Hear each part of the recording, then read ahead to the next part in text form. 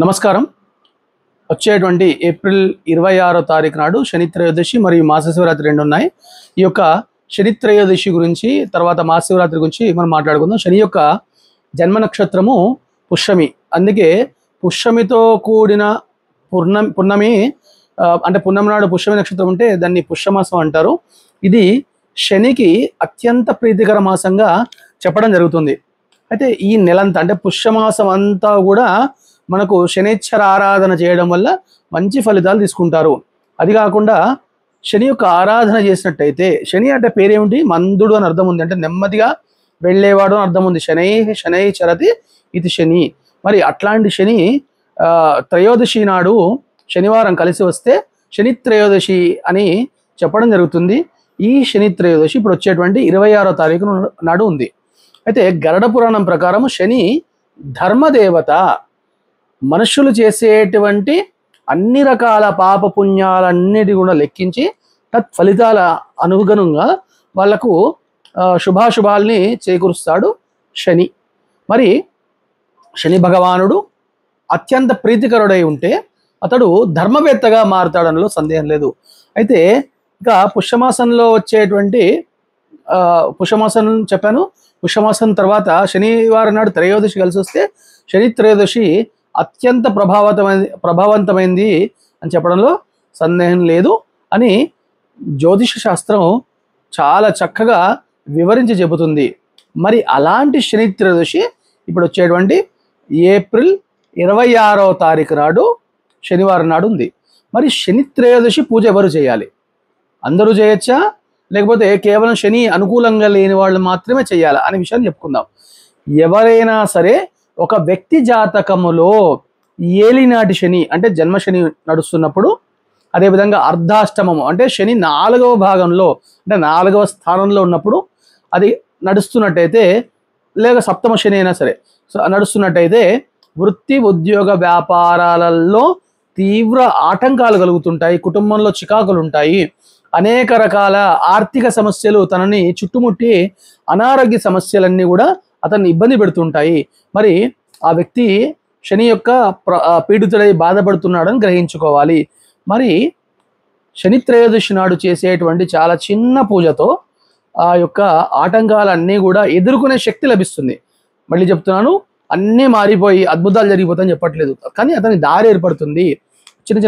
చిన్న చిన్న రెమెడీల ద్వారా అతనికి ఉపశమనం కలుగుతుంది. అంటే ఎండలో వెళుతుంటే చెప్పులు దొరుకుతాయి, గుర్తుపెట్టుకోండి. మరి శని త్రయోదశి ఎప్పుడు వచ్చింది, ఆ రోజు ఏమేం పూజ చేయాలి, తర్వాత ఎలాంటి పూజలు చేస్తే ఏం ఫలితం వస్తుంది అని చెప్పేసి సంక్షిప్తంగా మనము వివరించి చెప్పుకుందాము. అయితే ఈ యొక్క శని త్రయోదశి నాడు ఉదయాన్నే నిద్ర లేచే ప్రయత్నం చేయండి. అంటే శని నిద్రకు అధిపతిగా ఉంటాడు కాబట్టి అతి నిద్ర ఉంటుంది. శని యొక్క ప్రభావంతం పీడింపబడే వాళ్ళు కొద్దిగా ఉదయాన్నే నిద్ర లేచే ప్రయత్నం చేయండి. మన వాళ్ళు ఏం చేస్తారంటే అలారం పెట్టుకొని దాన్ని ఆఫ్ చేసి పడుకుంటారు. అలా కాకుండా దాన్ని ఉదయాన్నే లేచే ప్రయత్నం చేయండి.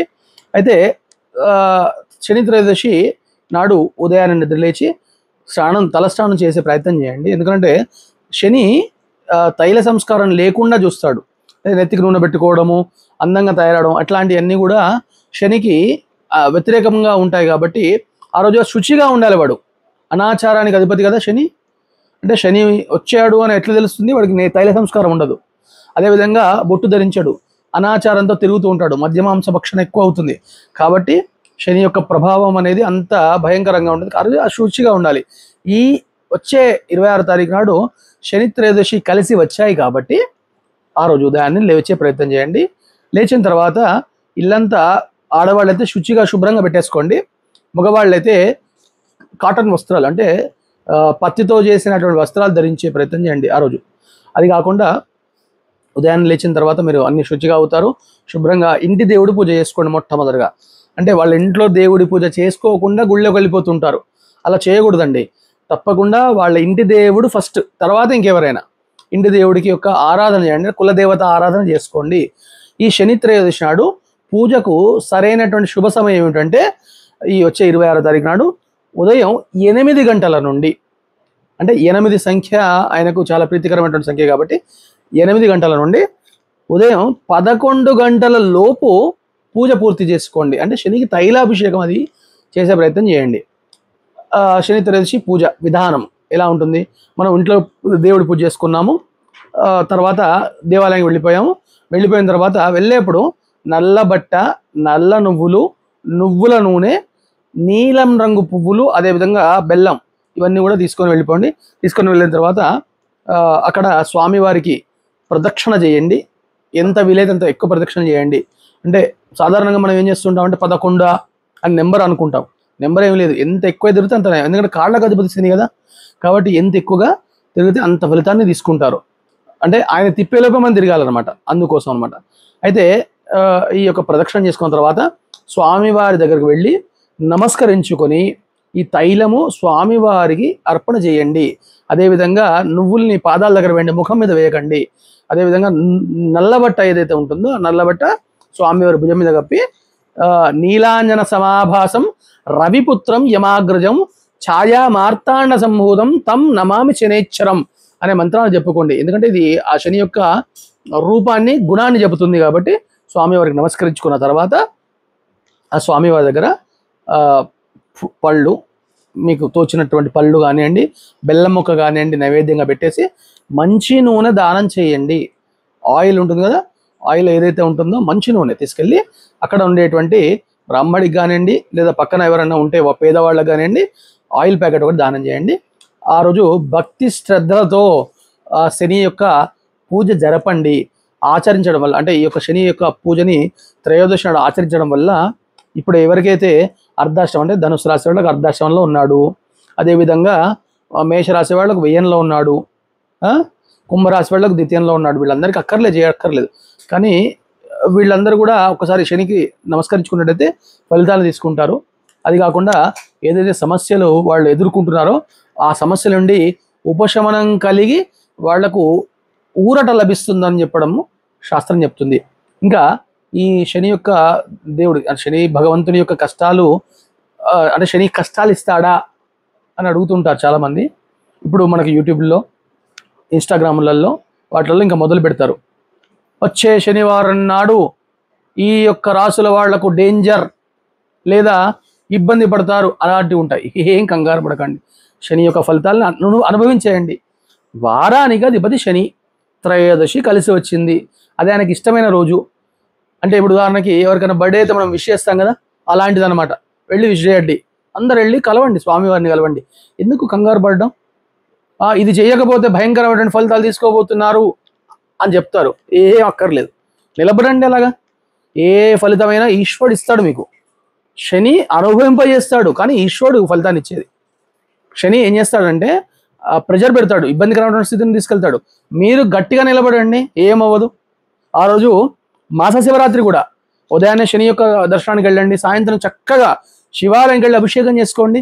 శని బాధ పోతుంది. శని పాపగ్రహం ఏం కాదు, అది లక్షణం రిప్రజెంట్ చేస్తుంది అంతే. శనికి కులం ఉంటుందా, రంగు ఉంటుందా, రూపం ఉంటుందా, రుచి ఉంటుందా అని మాట్లాడితే జ్యోతిష్య శాస్త్రంలో అవన్నీ చెప్తారు. నలుపు రంగుకు అధిపతి శని, ఉప్పుకు అధిపతి శని, బెల్లానికి అధిపతి శని చెబుతారు. కానీ అధిపతి అంటే అర్థం చేసుకోవాల్సింది అంటే రిప్రజెంట్ చేస్తాడని అర్థం. అర్థమైంది కదా?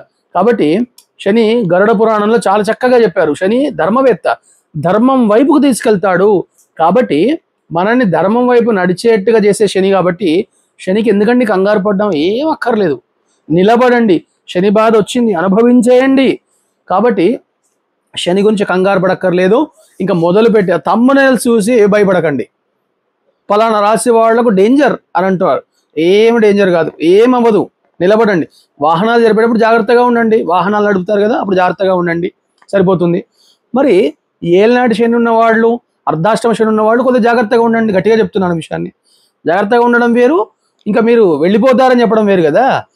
వీళ్ళు చెప్పేటువంటి వీడియోస్ నేను చూశాను చాలా వరకు. ఆ థంబ్నెయిల్స్ చూస్తే భయం అవుతుంది.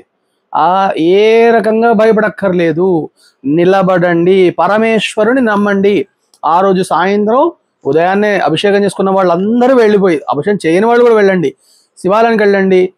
ఆ రోజు మాస శివరాత్రి, మహాశివరాత్రి ఎంత ఫలితం ఇస్తుందో మాస శివరాత్రి అంతే ఫలితం ఇస్తుంది. మహాశివరాత్రి నాడు శివుణ్ణి ఏ విధంగా కొలుస్తామో అలా వెళ్ళి కొలవండి. మద్యం మాంసం దూరం పెట్టండి. ఏదైతే ఈ రాశి మీనరాశిలో ప్రవేశం అయింది కాబట్టి ఆ రాశి వారికి, మేషరాశి వారికి కొద్దిగా ఎక్కువ ఇబ్బందులు ఉంటాయి. జాగ్రత్తగా ఉండండి సరిపోతుంది. అంతేగాని ఓ భయపడిపోయి ఏదో ఆలోచించేసి అసలు అంటే మనిషికి ఏమంటారు, రోగం కంటే భయమే ఎక్కువ బాధ పెడుతుంది. మొన్న వచ్చిన కరోనా వల్ల చావలేదు, అందరూ భయం వల్ల చచ్చారు. అట్లాగే భయపడకండి. ఏదన్నా గురువు శుశ్రూష చేసుకోండి, గురువును సంప్రదించండి. గురువు చెప్తాడు, మీకు దారి చూపెడతాడు, కంగారు పడక్కర్లేదు. ఇంకా కుంభరాశి వాళ్లకు ఏలినాటి శని చివరి దశలో ఉంది కాబట్టి వాడు కంగారు ఏం అక్కర్లేదు.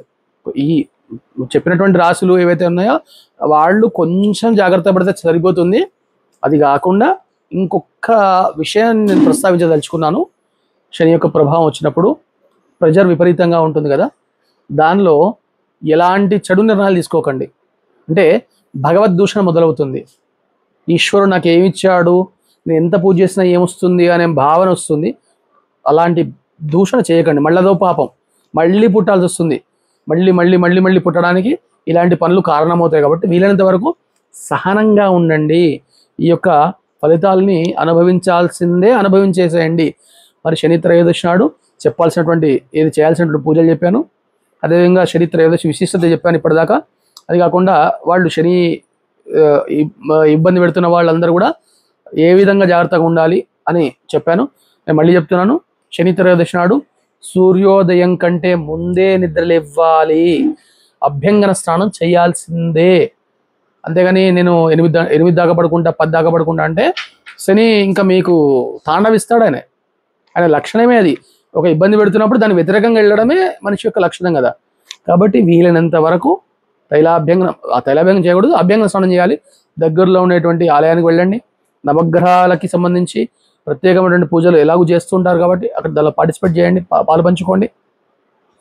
వీలైతే ఆ రోజు శనివారం నియమాలు పాటించండి. అంటే ఉప్పు, నూనె, బెల్లము, నువ్వులు, నల్లబట్టలు, ఇనుము ఇవన్నీ కూడా త్యజించండి. అంటే వదిలేయండి, వేసుకోకూడదు, తినకూడదు. ఆ రోజు వీలైతే కఠినమైనటువంటి ఉపవాసం ఉంటే చక్కగా ఉంటుంది. లేదు ఉండలేమనుకుంటే ఏదైనా టిఫిన్ చేయండి వితౌట్ ఆయిల్, వితౌట్ సాల్ట్. ఈ ప్రపంచంలో ఈ భూమి మీద ఉప్పు తినే, పులుపు తినే, నూనె తినే జంతువు ఒక్కటే, అది మనిషి. అవి తినకండి, మీకు ఫలితం ఉంటుంది. కాళ్ళ నొప్పులు తగ్గుతాయి ముఖ్యంగా. ఇక నేను చెప్పాను కదా, తమలపాకులో ఒక బెల్లం ముక్క నైవేద్యంగా పెట్టి స్వామివారికి నివేదన చేయించండి. అలా చేయడం వల్ల శని దోషాలు పోతాయి. కాబట్టి వీలైనంత వరకు డాక్టర్ చెప్పింది ఏందో నాకు తెలియదు, కానీ నేను చెప్పేది ఏమిటంటే శనికి సంబంధించినటువంటి పదార్థాలు దూరంగా పెట్టేసేయండి. నల్లబట్ట, నల్ల నువ్వులు, నువ్వుల నూనె దానం చేసే ప్రయత్నం చేయండి. దానం ఎవరు తీసుకోరు కదా, శనికి ఇచ్చేయండి. ఎంత వీలైతే అంత నూనె తినకండి, మద్యం మాంసం అస్సలే తినకండి. అది కాకుండా ఉప్పు తినకండి. బీపీ ఉన్నవాళ్ళు, లో బీపీ ఉన్నవాళ్ళు మాత్రం తినండి. అనారోగ్య సమస్యలు ఉన్న వాళ్ళు మాత్రం ఇబ్బంది పడకండి. కఠినంగా చేయకండి. ఏదైనా ఆత్మను క్షోభపెట్టి చేసే పూజ ఏది మెచ్చాడు ఈశ్వరుడు? ఆత్మారాముడు అంటాం కదా, ఆత్మలో ఉంటాడు ఈశ్వరుడు. నువ్వు పరమాత్మని ఆత్మలో సందర్శించకపోతే, నీ లోపలికి నువ్వు వెళ్ళకపోతే దేవుడు కనపడాడు. కాబట్టి వీలైనంత వరకు ఎంత వీలైతే అంత దానం చేసే ప్రయత్నం చేయండి. నా అరిష్టాలు ఉంటే తొలగిపోయి సకల శుభాలు, సర్వశుభాలు కలగకపోతే కింద కామెంట్ చేయండి. నేను తప్పకుండా దానికి వ్యక్తిగత జాతకాన్ని చూసి నేను ఆన్సర్ ఇస్తాను మీకు. అంటే ఇది ఒక రాశి పరంగా చెప్పే వాళ్ళందరూ కూడా ఏమనుకుంటారంటే చెప్పిన వెంటనే ఫలితాలు అయిపోవాలి, ఇన్స్టంట్ రిజల్ట్స్ రావాలి అనుకుంటున్నారు. అలా ఎవ్వరికీ రావు. మీరు ఎంతో ప్రయత్నం చేస్తే స్వల్ప ఫలితాలు వస్తాయి. అందుకే నేను ఏం చెప్తున్నానంటే దారి దొరుకుతుంది తప్ప దారి ఏర్పడదు. మీరు వెళ్ళాలన్న దారి ఎలా వెళితే బాగుంటుంది, ఆ ముళ్ళ కంచెల్ని ఎలా తొలగింపు చేసుకుని వెళ్తారో మీకు ఆ స్ఫురణ కలుగుతుంది. అంతేగాని ఓ మిరకల్స్ జరిగిపోయి ఇవాళ నేను పూజ చేసిన వెంటనే రేపు ట్రంప్ అయిపోతాను, మస్క్ అయిపోతాను అని అనుకోకండి. ఏమవరు, కష్టపడాల్సిందే. ఒకవేళ ఇవన్నీ ఏదైనా కారణాల చేత చేయలేని వాళ్ళు ఏం చేయాలంటే కనీసం, అంటే డబ్బులు లేవు, చేయలేని స్థితి ఉంది, లేదు కొంచెం ఇబ్బందికరమైన స్థితి ఉంది, కనీసం ఏం చేయాలంటే నవగ్రహాల దగ్గర ఒక చిన్న దీపమైనా వెలిగించండి. ఒకటే దీపం అండి, మళ్ళీ 100 దీపాలు పెట్టకండి. వెళ్ళి నువ్వుల నూనెతో పెట్టండి. అది శనివారం మాత్రమే నువ్వుల నూనె పెట్టాలి, అన్ని రోజులు కాదు. తమలపాకులు బెల్లం నైవేద్యంగా సమర్పించి ఒక దీపం పెట్టుకోండి, మట్టి దీపం పెట్టండి, బెల్లం ముక్క పెట్టేయండి, 9 ప్రదక్షిణలు చేసుకోండి, సరిపోతుంది. అంతేగాని అక్కడ ఏదో టికెట్లు అట్లాంటివి ఉంటాయి, డబ్బులు ఇవ్వాల్సి వస్తుంది అనే ఆలోచన ఉన్న వాళ్ళు మాత్రం ఇలా చేసుకొని సరిపోతుంది. ఇంతకంటే ఏమీ ప్రత్యేకత లేదు. పుష్యమాసంలో వచ్చే శని త్రయోదశి మాత్రం తప్పకుండా మీరు చాలా చక్కగా చేసుకోండి. ఇవి శని త్రయోదశులు ఈ 26 తారీఖు నాడు వచ్చింది కాబట్టి సింపుల్గా వెళ్ళి ప్రదక్షిణ చేసుకోవడం, నమస్కరించుకోవడం, ఆ ఫలితాన్ని తీసుకోవడం అంతే, అంతకంటే మించింది ఏం లేదు. ఇంకా ఏదైనా అనుమానం ఉంటే లేదా మీకు ఏమైనా ఇబ్బందికరమైన స్థితి ఉంటే కామెంట్ చేయండి. నేను తప్పకుండా మీ ప్రతి ఒక్క కామెంట్ని చదువుతున్నాను, దానికి రిప్లై ఇచ్చే ప్రయత్నం చేస్తాను. కొన్ని సందర్భాలలో ఏదైనా పొరపాటుగా మాట తొణికే అవకాశం ఉంటుంది, మనిషి కాబట్టి ఎక్కడైనా ఒకటి మాట తొణికే అవకాశం ఉంటుంది. కాబట్టి దాన్ని మీరు గమనించండి, చూస్తూ ఉండండి. మన అద్వైతం యూట్యూబ్ ఛానల్ని 10 మందికి పంపించండి, అంటే సబ్స్క్రైబ్ చేయించండి. తప్పకుండా అందరం ధర్మ మార్గంలో వెళదాము. నమస్కరించుకొని ఆ స్వామివారిని ఆరాధించుకొని ఆ స్వామివారి యొక్క కృప, అంటే పరమేశ్వరుడి యొక్క కృప మీ అందరికీ ఉండాలని చెప్పేసి కోరుకుంటూ నేను మీ డాక్టర్ వేణుమాధవ్ శర్మ. నమస్కారం. చూస్తూనే ఉండండి.